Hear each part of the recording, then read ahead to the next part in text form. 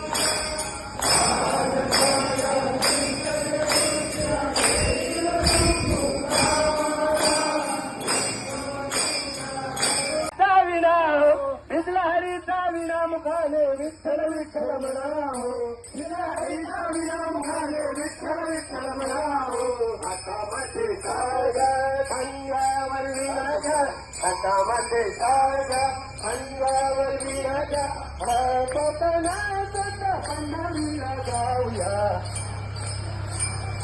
पंढरीला जाऊया, कोकणात पंढरीला जाऊया.